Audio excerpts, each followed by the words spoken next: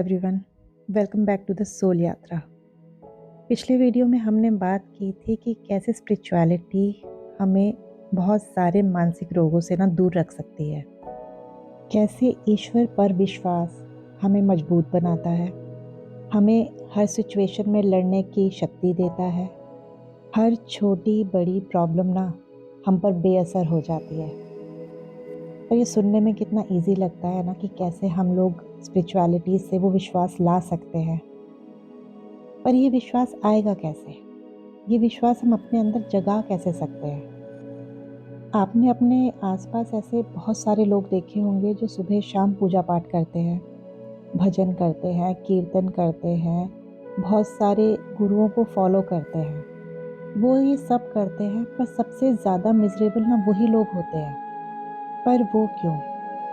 वो इसलिए कि जो वो वहाँ से सुनकर आते हैं वो उसे वहीं छोड़ आते हैं। यानी जो प्रवचन उन्होंने गुरुओं से लिए, उन्होंने उसको सिर्फ वहीं तक के लिए सुना।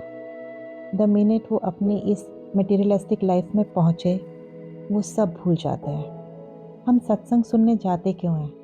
हम सत्संग सुनने इसलिए जाते हैं कि जो हमारे नकारात्मक सोच है, नेगेटिव विचार हैं, वो ख़त्म हो जाए और उनकी जगह हम पॉजिटिव थॉट्स लेके वापस आए। पर इसका पूरा उल्टा होता है। हम जब वापस आते हैं तो हम वो प्रवचन अपने घर वालों को देते हैं, और जब उस प्रवचन को खुद यूज़ करने का टाइम आता है तो हम भूल जाते हैं।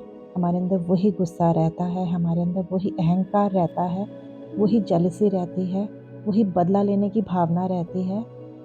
हम चेंज नहीं होते। और हम चेंज क्यों नहीं होते? अपनी नेगेटिव सोच की वजह से। बचपन से हमारे अंदर बहुत सारे विचार बन चुके हैं, विचारधाराएं बन चुकी हैं, जिनकी वजह से हम उन्हें चेंज नहीं करते। हमें लगता है कि हमारे मम्मी पापा भी वही करते थे तो हम भी यही करेंगे। हमारे माँ बाप को डिप्रेशन की प्रॉब्लम थी तो शायद हमें भी डिप्रेशन हो जाएगा, या एंग्जाइटी की प्रॉब्लम थी तो हमें भी एंग्जाइटी हो जाएगी।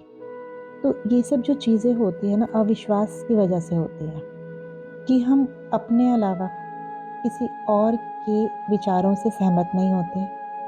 हम किसी पे विश्वास नहीं करते कि वो हमारे लिए ठीक कर सकता है, या उसका जो सोच है हमारे लिए वो ठीक हो सकती है। हम सबको ही एक ऐसी नज़र से देखते हैं कि सब मेरा बुरा चाह रहे हैं, सब मेरे खिलाफ खड़े हैं। ये अविश्वास है। और इसी की वजह से बहुत सारे मेंटल इलनेसेस हो जाती हैं, जिसमें ओसीडी भी होता है, एंग्जाइटी भी होता है, डिप्रेशन भी होता है। जो मेन कारण है विश्वास ना होना। ये मैंने अभी तक अपनी रिसर्च में जाना कि जिन लोगों को विश्वास नहीं होता किसी पर भी, उन्हें ही सबसे ज़्यादा मेंटल प्रॉब्लम शुरू होती है। तो ये विश्वास हम अपने अंदर लाए कैसे? तो इसके लिए हम लॉ ऑफ अट्रैक्शन का रूल यूज़ करेंगे, इसके लिए हम एफर्मेशन यूज़ करेंगे, इसके लिए हम मैनिफेस्टेशन यूज़ करेंगे। आप कुछ भी बोलिए, इन दी एंड ये तीनों टेक्निक विश्वास पे ही आधारित है। हम जो पूजा पाठ में प्रेयर्स करते हैं, आपने कभी उन्हें ध्यान से सुना है या उनका मतलब समझने की कोशिश की है? अगर आपने उसको ध्यान से सुना होगा तो आपने ये पाया होगा कि वो सब के सब एफर्मेशंस ही हैं। और सिंस हम उनको समझ नहीं पाते, हम उसको एक रूटीन में बोल देते हैं कि हमें बोलना है क्योंकि हम भगवान की पूजा कर रहे हैं, तो हम उनसे कनेक्ट नहीं कर पाते।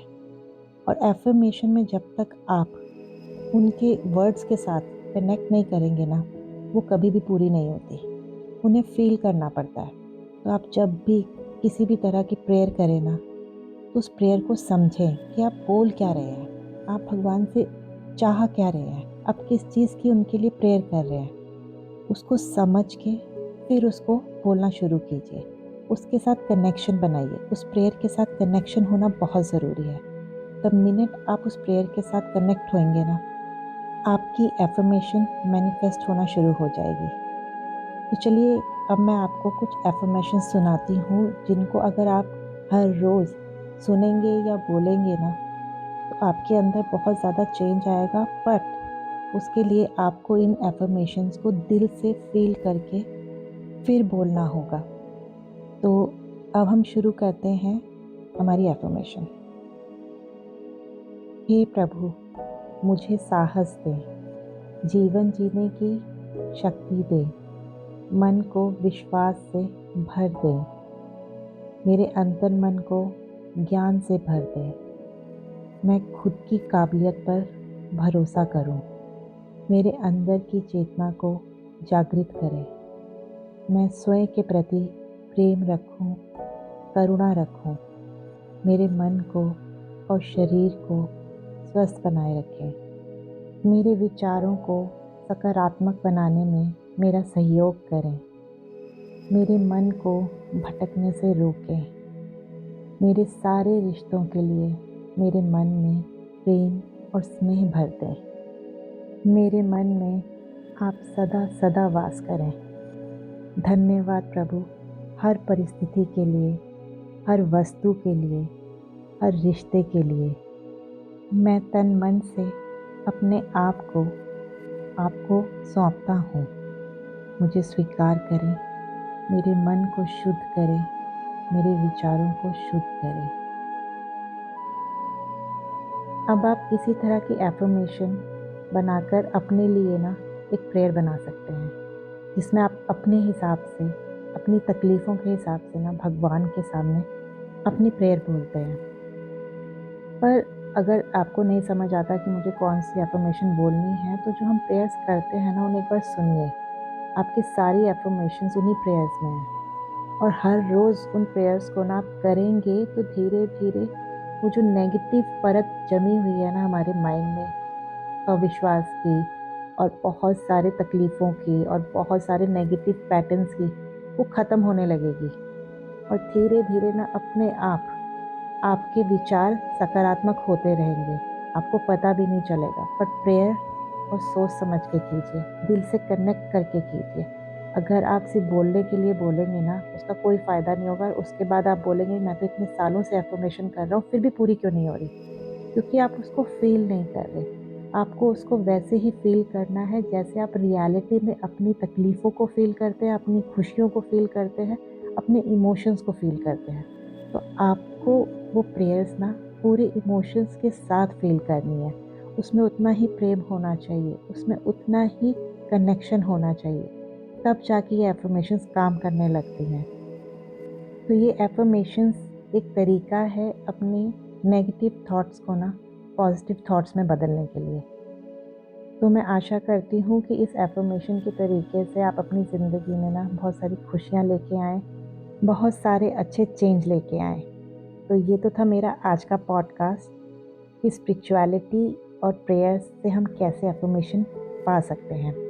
तो अगर आपको मेरा ये पॉडकास्ट पसंद आया है तो इसे जल्दी से ना लाइक दे दीजिए। अपने कमेंट्स मुझे ज़रूर बताइए कि आगे आप किस तरह के पॉडकास्ट सुनना चाहते हैं, और मेरे इस चैनल को ना सब्सक्राइब कर लीजिए। तो मैं आपसे फिर मिलूँगी अगले हफ्ते। तब तक के लिए सदा खुश रहिए, मुस्कुराते रहिए और स्वस्थ रहिए। धन्यवाद।